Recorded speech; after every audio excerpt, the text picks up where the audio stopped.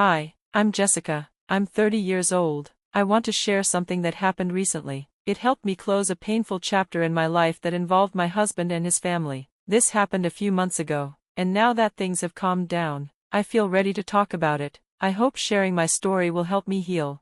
Let's go back 3 years. That's when I made a big decision. I married my boyfriend, Tyler. We met through friends and dated happily for 3 years before getting married. Tyler was always fun, caring, and full of energy. He came from a rich family and had a good job, so he loved giving me gifts and doing sweet things for me. We both loved to travel, which brought us closer. As our relationship got serious, my friends were happy for me and always said nice things about Tyler. He was very generous. Once, he even bought me a new laptop when I graduated. But even though he was kind, I often felt bad that he paid for so much. "Tyler, I'm just a student," I would tell him. "I can't spend like you do. Let me help with other expenses at least." Tyler would laugh it off and say he liked taking care of me. He told me that all his friends treated their girlfriends the same way. After a while, I accepted it, but I also looked for ways to help out. After I got a good job, I was happy to pay my share. We started splitting our bills and even talked about living together.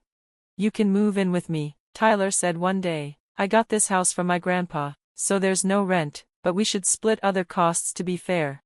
I still had my doubts, but he promised he wanted to take care of me, so I moved in. At first, things were fine. We shared expenses based on what we could afford, but then it was time for me to meet his family, who lived far away. Tyler was busy with work, so I had to host his parents and sister by myself. He warned me that they could be judgmental but told me not to take it personally, so I decided to stay positive. But as soon as they arrived, I knew it wouldn't be easy. They looked annoyed, not friendly like I had hoped. Right away, I could tell they didn't like me. "So, you're the woman Tyler is dating? I didn't expect to see you in this house. Do you even pay rent?" his mom, Martha, asked coldly. "No, Martha, I don't pay rent," I said. "Tyler told me the house is paid off, but we split all the other bills." Martha didn't care. "Just because the house is paid for doesn't mean you can live here for free. This is his house, not yours. Remember that." The talk got worse. Tyler's sister, Teresa, just glared at me and barely spoke. When I asked about her life, she bragged about being married to a rich man, then ignored me. I kept trying, but she just shut me out.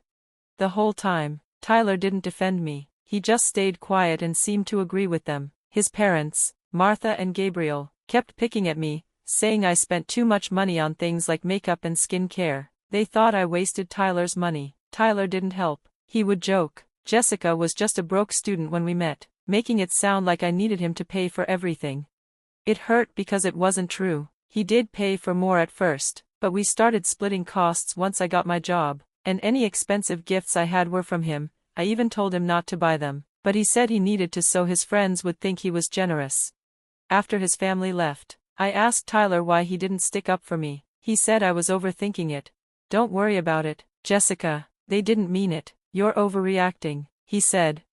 5 months later, Tyler proposed. I was happy in that moment and said yes. We planned an engagement party and split the costs 50-50. I also had a small business that was doing well, but Tyler never asked about it. He thought it was just a hobby. When the party came, I wanted to enjoy myself a little. Tyler agreed. I even paid for my family's flights so they could come celebrate with us. But at the party, his family started again.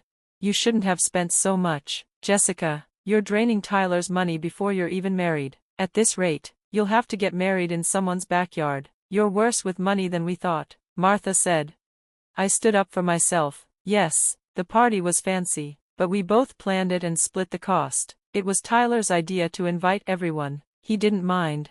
They didn't stop. Martha said I tricked Tyler into spending too much. Teresa said she always knew I was the kind of woman who wastes money. I couldn't take it. I went outside to calm down and overheard Teresa and her husband laughing about me. My own engagement party felt ruined. Tyler didn't even notice. Most of his family thought I didn't work and just lived off him. My mom saw I was upset. She knew what it was like to handle money alone and told me to think hard about marrying into this family. After the party, I told Tyler how hurt I was. He just laughed it off again, saying money didn't matter. I said I wanted to help pay for things like rent, but he wouldn't listen.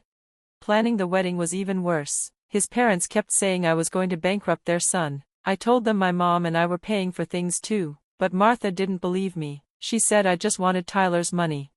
They started calling me a gold digger. I calmly told his dad, Gabriel, we're paying for the wedding ourselves. I'm not asking for anything from you. But Teresa still made rude comments about my dress and makeup. Even though my mom paid for those, the wedding itself went fine. But at the reception, his parents still whispered that I was spending all Tyler's money. I stayed quiet to keep the peace. A few months later, Tyler got a big promotion. He wanted a big dinner to celebrate. I was happy for him and told him I wanted to pay for the whole thing. Tyler, I want this dinner to be amazing. I'm so proud of you, I said. He thanked me, and I told him my business was doing well. I had my own good income and had just gotten money from a trust fund my grandfather left me. I planned every detail.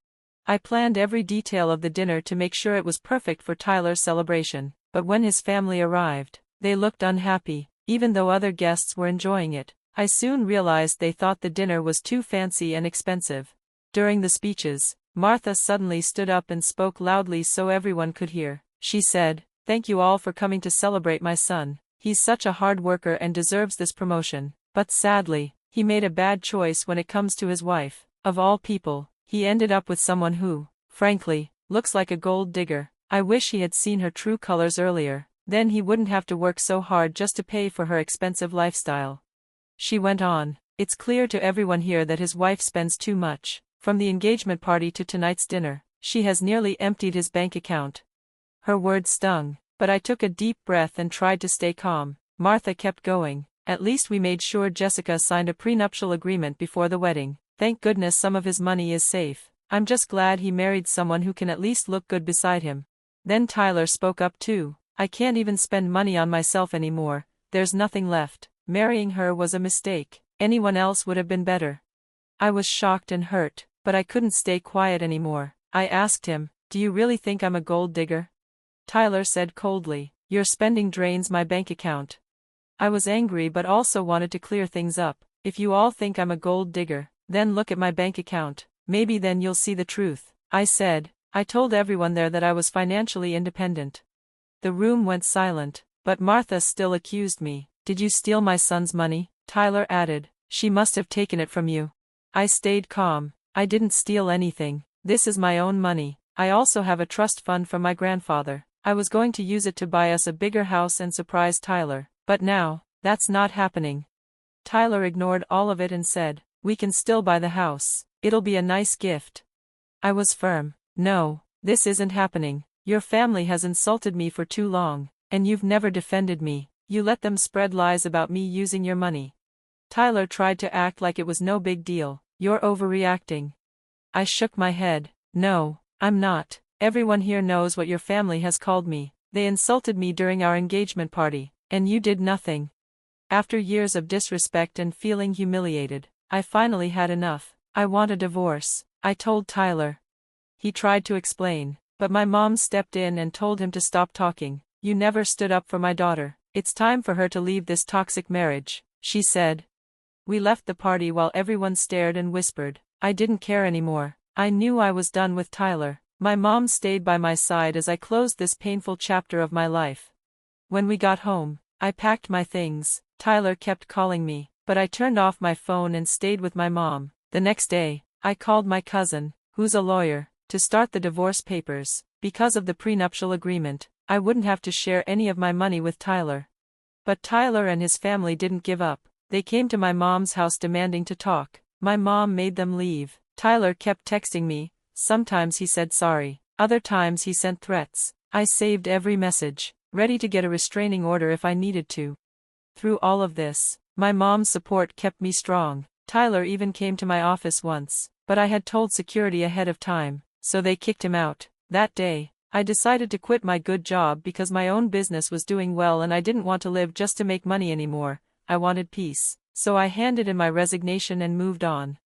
A week later, I had the divorce papers sent to Tyler at work. He went to my old office, but I was already gone. My old coworkers told me he kept sending flowers and gifts to my mom's house, but we sent them back every time. He wouldn't stop, so I decided to move to another state. My mom helped me find a new house where he couldn't find me.